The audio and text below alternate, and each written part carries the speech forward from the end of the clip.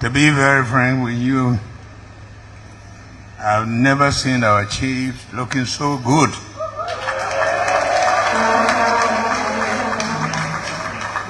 Well dressed. You know our tradition is when you see the chief, you should know. Look like a chief. It looks like leaders. I want to congratulate you for looking so good. I'm told that this year, the 26th celebration for Liberia that took place in the world was the biggest ever. People know that's happened when the people embrace their country, when the people show love for their country, and they show care for their country. And this is what we're talking about. I want to thank all of you, Liberians here, abroad. We have some of the best countries, and we should all work to make it what it should be.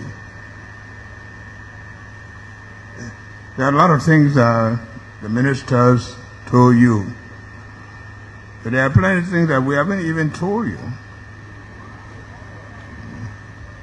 about what we want our country to look like.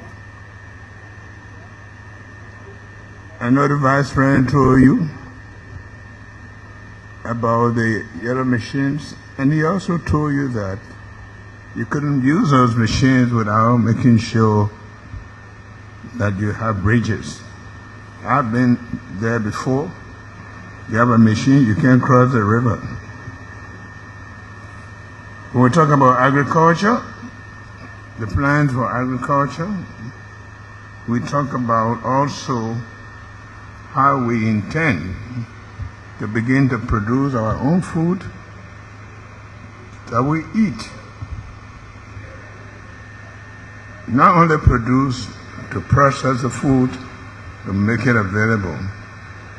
You've seen our electricity program going all over, the water system, because we believe that Liberians deserve dignity, we deserve the best, and that's what we are here to do.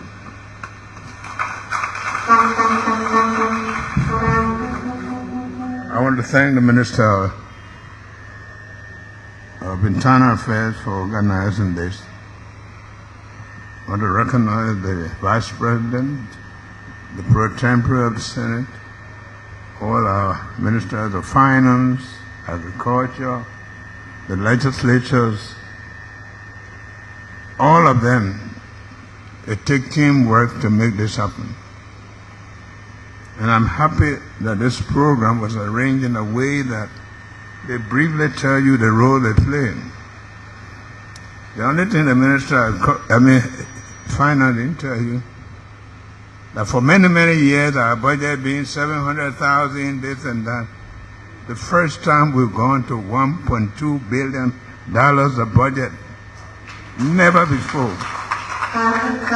It means that our capacity is building up to be able to build our country, to serve our people.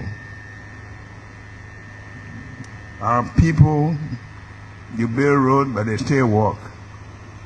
You see the children in the streets, not in school. They told you about our plans, and we're not just going to build schools like the way they used to build them. We want to build schools that produce young people for the future of the world, not just Liberia. So all these plans are in the way. I want to thank you all for working with those plans. I told the people of Bone County, I think because of the central location of Bone County, we said we'll make Bone a conference center.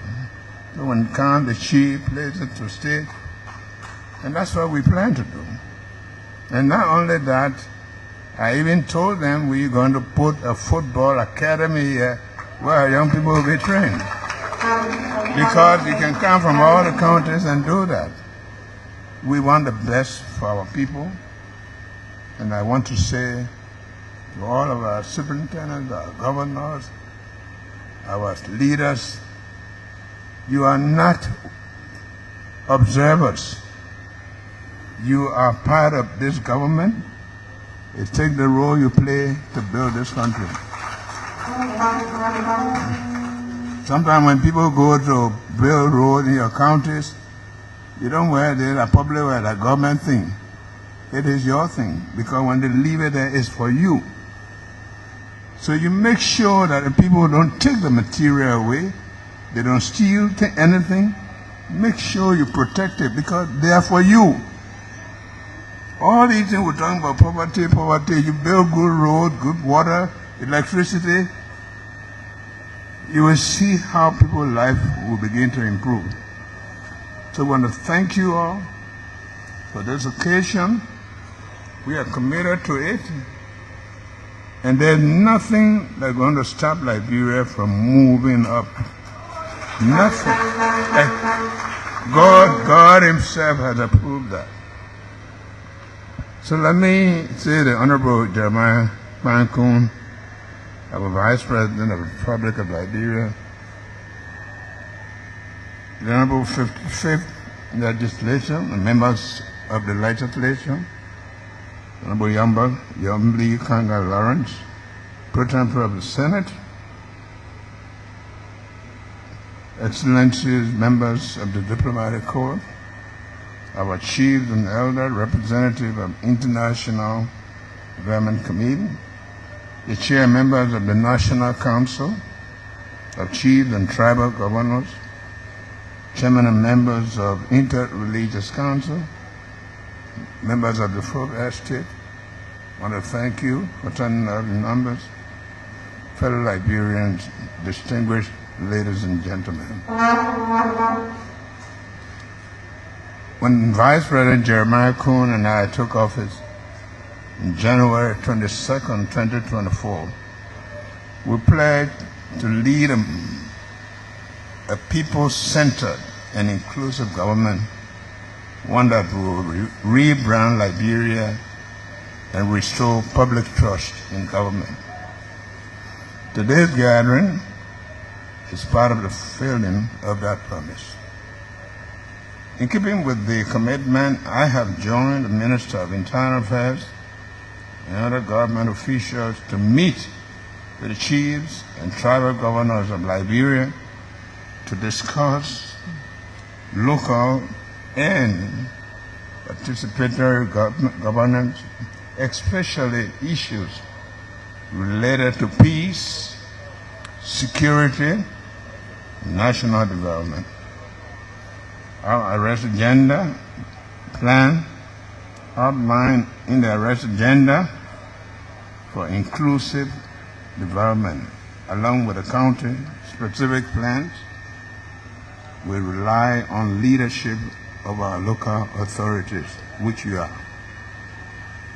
Your insight, concerns, and aspirations are vital to the success of these initiatives. There was a time that people didn't believe that our people had any system in place, and I knew that during the Ebola.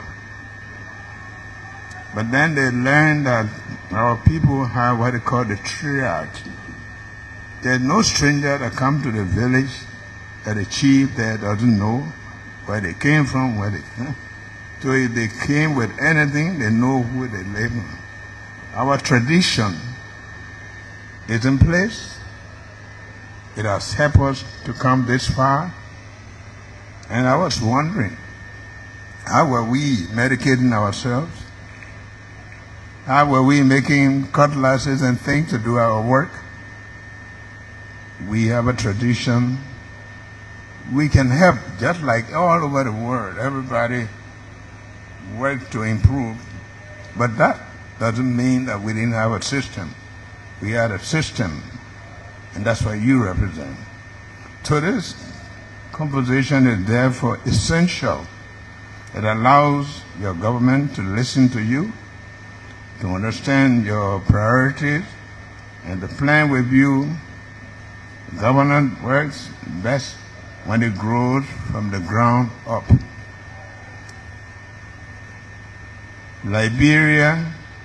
can only be transformed if those people, especially those in the interior, who have historically been marginalized by an overly centralized state, are fully involved in the decision making for their country. I thank the Minister of Internal Affairs again for facilitating this National Assembly. I expect that this will become an annual platform for the exchange between the government and the local leaders, one that promotes peace, security, decentralization, and inclusive development. We promise to reform how the government has operated in the past. For too long, centralized governance has failed our people. It has led to exclusion, marginalization, elite capture, and discontent. It has produced unequal growth, growth without development, and entrenched and predatory nature of Liberian state. This must change. Decentralization must not be a lofty policy phrase. It must be and is the key to Liberia's development. When government is too centralized, the majority of people are left on the periphery of national life. When decisions affecting the well-being of our rural communities are made far away from these communities, development cannot be meaningful, inclusive, and sustainable. True democracy thrives when people participate fully in shaping the decisions that govern their lives. This is why decentralization is central to our national renewal.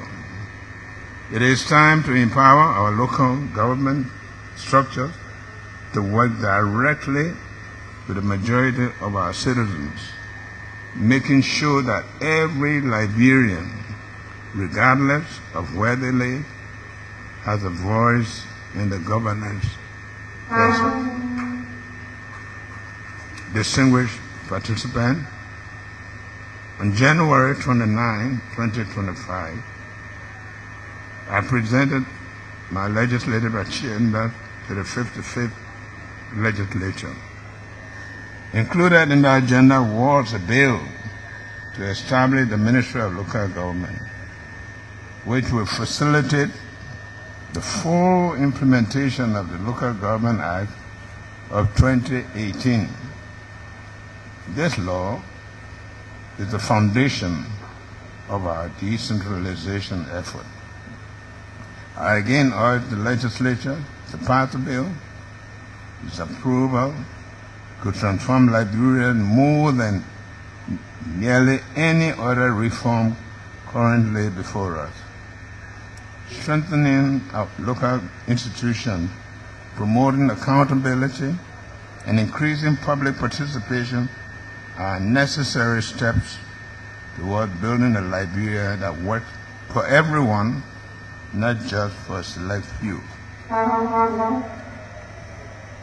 Over the past 2 years, we have made significant progress enhancing food security through innovative agriculture programs, upgrading road infrastructure, combating corruption, elevating educational standards, and stepping up efforts to eliminate harmful traditional practices against women and girls. Liberia has also regained respect internationally. I am told